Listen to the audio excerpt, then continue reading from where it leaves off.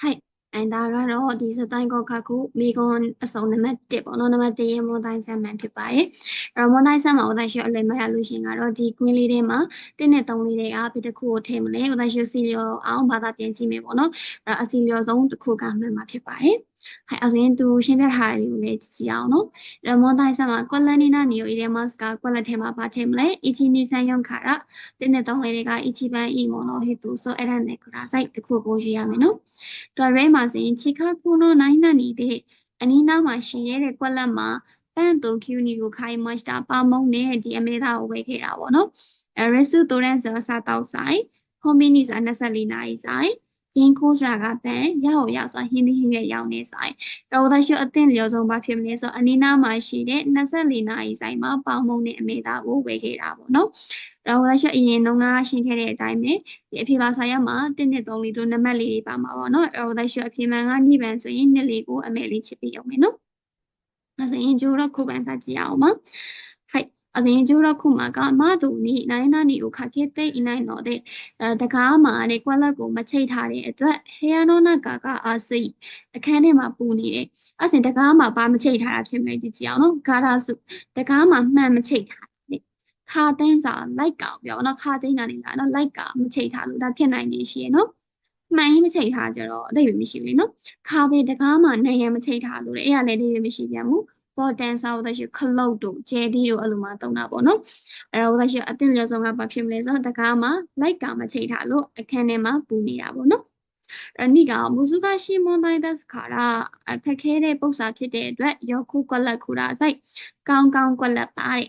omote 私ဒီက思いますကနေလာနော်အဲ့တော့思いますကကျတော့သူကဘယ်လိုမျိုးတွင်းလဲဆိုတော့ဥမာ家族のことを思っていますစမိသားစုရဲ့အကြောင်းကိုတွေးနေတယ်အဲ့လိုမျိုးမှာတုံတာပေါ့နော်ဒီလိုပု္ပ္ပစာတွေပါတယ်ကျတော့私思いますနဲ့မတုံးလေးမရှိဘူးပေါ့နော်သူကတတိယတာတို့တွေးထင်တာတို့အဲ့လိုမှတုံးနေနော်ခန့်တယ်我说ခန့်တယ်ဆိုတာဘာလာလဲဆိုခါမှုကနေလာတာခါမီမတ်ပေါ့နော်လူကြိုက်တာဝါတာအဲ့ဒါနေလာနော်တမိနဲ့ဆိုလို့ on တဲ့အဲ့လိုပုံစံလေးပြောင်းထားပေါ့ခန့်တယ်ပြီးခိုတာရဲ့တဲ့ဆိုတာကျတော့ဒါရှိဖြည့်တာပေါ့နော်မရှိစမောနီခိုတာရဲ့မတ်အဲ့လိုမျိုးမိကုန်းကိုဖြည့်တာမျိုးဒါကျတော့ကောင်းကောင်းဖြည့်ပါအဲ့လိုမျိုးဖြစ်နေပါပေါ့နော်ခန့်ကားရဲ့တဲ့ဒါရှိအတဲ့နေရောဆိုကခန့်ကားရဲ့တဲ့အဲ့တော့ခက်ခဲတဲ့ပုံစံဖြစ်တော့ကြောင့်ကောင်းကောင်းစဉ်းစားပါအဲ့လိုဖြစ်ပါပေါ့နော်ကောင်းကောင်းစဉ်းစားပါခန့်ကားရဲ့တဲ့ဟဲ့18မှာ도와 오 나이나니 심해대 구라사이 나카 사오다시로တော်တော်နဲ့ကိုမမဘတ်စကားကဘတ်စုကနခ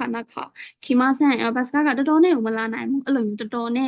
လေးကိုအဲ့လိုမျိုးဖြစ်တာပေါ့နော်အဲ့ချော့တုံမောရဲ့ဒိတ်တွေကကျတော့နည်းနည်းလေးတောင်မှနည်းနည်းလေးတောင်မှနားမလည်ဘူးအဲ့လိုမျိုးစက်ခီဆိုတာကခုနလေးတွေအခုလေးတွေအဲ့လိုမျိုးပြောချင်တာနော်အဲ့ရှစ်ခါရီဆိုတာကတိချာအဲ့တော့ဘာဖြစ်မလဲဆိုတော့ထည့်လိုက်လို့ရှိရင်ဒိုဝါအိုရှစ်ခါရီတကားကိုတိချာရှိမဲ့တဲ့ကူတာစိုက်ပိတ်ပါဖြစ်ပါပေါ့နော်အဲကြောင့်ဒါရှိကျူဟာချီပန်ကရှင်ပန်မှာအခုကျူကျူခရုမကနိုင်နာနေရှိတဲ့အီရူနော်တဲ့တန်ရှာတဲ့အခုခရုမကလည်းနိုင်နာနေဖြစ်နေတဲ့အတွက်တဲ့ယထာနဲ့သွားတယ်ရှစ်ပိုင်းဒါရှိရှစ်ပိုင်းဆိုတာကကြာရှုံးတာမျိုးနော်ဒီဘာပြောလဲခဲခါကိုအစီအစဉ်တွေကိုရှစ်ပိုင်းရှိမှစတာလို့ကြာရှုံးတာမျိုးအဲ့တုံးနေရရှိတက်ခုတော့ပြင်ဆင်တာမျိုးပေါ့နော်ထမင်းစားဖို့ပြင်တာအဲ့လိုမျိုးရှိတက်ခုအခုခိုရှောဆိုတာကပြက်တာဘယ်လိုဆက်ပြက်စီလို့ရှိရင်ခိုရှောနဲ့တုံးနေနော်ကပြက်နေလို့ယထာနေသွားတာအဲ့လိုမျိုးဖြစ်မှာချူးအီစားကြောင့်လည်းရှိတတိပေးရပေါ့ကားတွေကိုတတိထားဆိုင်ကလေးတွေကိုတတိထားအဲ့လိုမျိုးမှာတုံးတာပေါ့နော်ချူးအီအဲ့တော့ကားကပြက်နေလို့ဆိုတော့ခိုရှောပါနောက်တစ်ခုက私の真ん中မှာခရုမူအိုနာနေနာနေတဲ့ဒေပါတော့အခီမွာစတာဂုံတိုက်ကိုတွားခဲ့တယ်ခလေးကိုခေါ်ပြီးဂုံတိုက်ကိုတွားရဖြစ်နိုင်နေရှိမှာပေါ့နော်ခရုမူဥပဒေရှိဒီမှာကြည့်ရတဲ့နော်ဆိုရဲတဲ့အင်းတော့မီနီချက်ကိုလေဆိုရဲတဲ့イクလို့ဆိုရဲတဲ့ခရုလို့ခေါ်သွားတယ်ခေါ်လာတယ်အဲ့လိုမျိုးပြောချင်တာနော်ခလေးကိုခေါ်ပြီးတော့ဂုံတိုက်ကိုတွားတာပေါ့နာရဲတဲ့ဆိုတာဘယ်လာလဲဆိုတော့နာရဲလူနေသားကြတာမျိုးပေါ့နော်私အရင်တော့ဆိုတည်းလေ日本の生活に慣れているအဲ့လိုမျိုးကျင်လာရတာဤတဲ့တဲ့ရကြောဒါရှိကိုထဲ့တာပေါ့မပတ်စံထဲ့တာလို့ပါတော့အဲ့လိုမျိုးထဲ့တာနော်ပြီးတော့ဟာတဲ့တဲ့ဆိုကြောဒါရှိနေတာတာအောင်ပြောနော်ဟာတဲ့လူကနေလာတာအဲ့တော့ခလေးကိုခေါ်သွားတာဆိုတော့ sorry တဲ့တချို့ဆိုင်ကလုံးနေရှင်ဒါရှိထဲ့ကြည့်လို့ရှင်လောမအောင်အတိတ်ပဲမရှိရနော်ဒီမှာဆိုလို့ရှိရင်ဒါကျတော့မီနီယာမှဖြစ်မှာပေါ့နော်ခေါ်ကြီးပိုင်နိုင်လို့ရှိရင်ဒါတွေရတယ်ပါနော် 아니 주 이치 태어나와 여쿠 테니스 요시마시다가မနေ့ကတော့မကြာခဏ tennis ကစားဖြစ်ခဲ့ပေမဲ့နိုင်နာနီဝရှိတဲ့ imasan အဲ့ဆိုရင်အရင်နှစ်ကကောင်းကောင်းကစားပေမဲ့ကွက်လက်ကတော့အခုမကစားဘူးပေါ့နော်အဲ့တော့ side shot ဆိုတာအစအပိုင်းပေါ့နော်ပထမဦးဆုံးပြောတာ side ခင်အခုတလောအာရှိတာမနက်ဖြန်အဲ့တော့ဒါရှိတွေ့ကြည့်အောင်နော်မနစ်ကမကြာခဏ tennis ကိုကစားခဲ့ပေမဲ့အသင်းလည်းတော့တွင် စိုက်ခင်ကအခုတလောကတော့ရှိတဲ့ immersion မကစားဖြစ်ဘူးဖြစ်မှာပေါ့နော်အဲ့တော့နောက်ဆုံးမှာတော့မကစားဖြစ်ဘူးပထမဆုံးမှာတော့မကစားဖြစ်ဘူးအသိမရှိဘူးလေနော်အခုတလောကတော့မကစားဖြစ်တော့ဘူးအားကြောင့်လို့ဒါရှိလို့ send ဖြစ်ပါတယ်ဟဲ့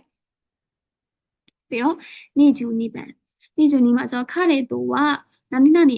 immersion သူနဲ့ကတဲ့အသက် immersion ဆိုတော့တချို့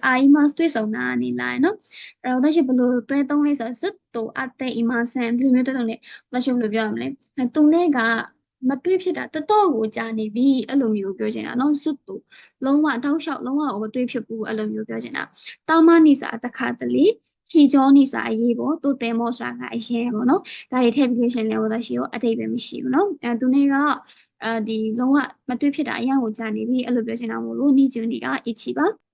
はい、23がこの映画を、ဒီရဲ့အင်္ဂလိပ်စာကိုတဲ့日本語にဂျပန်စာအဖြစ်နဲ့ကွက်လက်ကူတာစာရေးကွက်လက်လုပ်ပေးပါပေါ့နော်အဲ့တော့ဟူဆိုရှိတဲ့ဟူဆိုဆိုတာလည်းအတန်လွှင့်တာကိုပြောရနော်